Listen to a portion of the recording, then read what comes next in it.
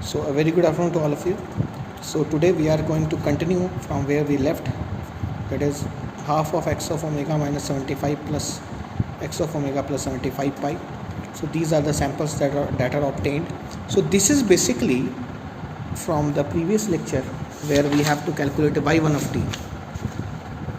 It should be very much clear that this is y1 of t, and y1 of t is coming out to be x of omega minus 75 pi plus x of omega plus 75 pi by 2. Okay, the amplitude was already obtained. Now this is your x of omega, and now this is going to be sampled with a sampling time of 0.01. so omega s is going to be 2 pi f, that is 20 pi. Is it clear or not? Sorry, 200 pi. I think now it is clear. So now it is 200 pi. So if we are going to take the samples of this thing, it means these are going to be displaced by how much? 200 pi and 200 pi. Clear? So 75, the spectrum that is present at 75 pi, have a look at this. The spectrum which is present at 75 pi will move to 275 pi, and which is at minus 75 pi will move to 125 pi. Clear? This is nothing but omega minus omega s, or I can say omega minus 200 pi.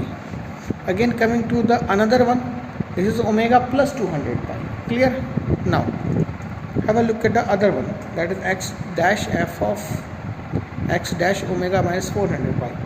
So when you are moving it by 400 pi, then it is coming out to be the one present at 75 pi will come at 475 pi, and the another one at minus 75 pi will come at 325 pi. So what we can conclude is that this is x dash omega minus 400 pi. Clear?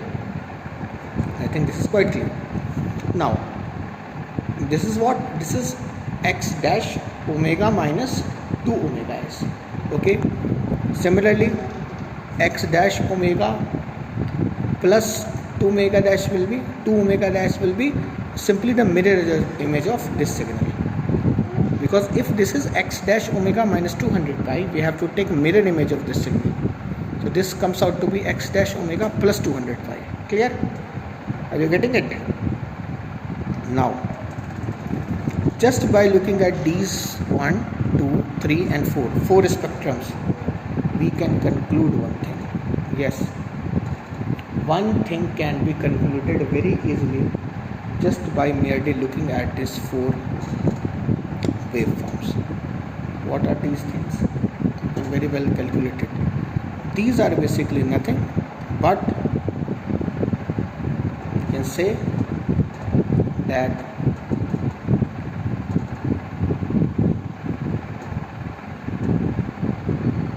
is it clear? Yes, it is clear. So the filter that was being used, this was a filter that was at 150 pi and minus 150 pi. Looking at 150 pi minus 150 pi at an amplitude of 2. So only the spectrums having the frequency below 150 pi, for example this will pass through the filter, this will also pass through filter, these two and these two won't. So what we will obtain? We will obtain yes. Have a look at this. This is what we are going to obtain if I am right. Okay, I am again going to show you. These two will be present, and this will be present. So 4 specific spectrums will be present and having amplitude 200. Clear or not? Now this is very easy. The analysis also becomes very easy. If you have understood this particular thing, then nothing more is left to answer. Okay. Now we can also go to yt. Yt is nothing but we have to plot this thing. So if this is x of omega minus 75 pi, this is omega minus 125 pi, x of omega plus 75 pi, x of omega plus 125 pi. Is it clear? Okay, now so x of now when you have 1 2 3 4, you have to add each of these. So you will get xt e to the power j75 pi t, xt e to the power j125 pi t, xt e to the power minus j minus 75 pi t, and this is xt e to the power minus j125 pi t.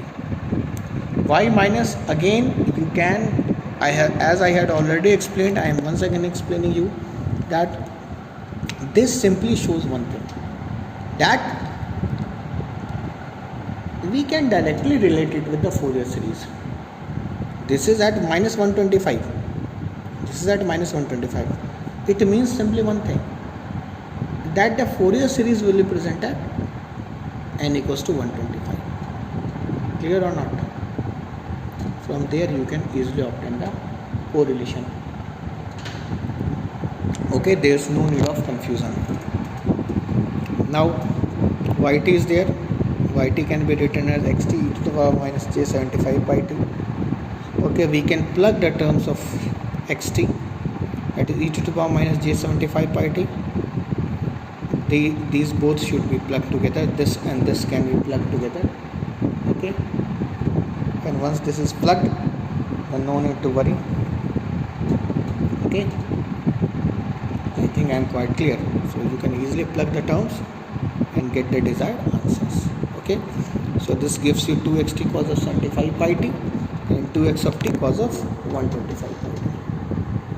Okay, now let's discuss one more problem, that is this f of omega varying from minus 20 to 20 and no data loss should be there. It means that whenever you hear that the term is no data loss, it simply means one thing. Okay, it simply means that no data loss, it means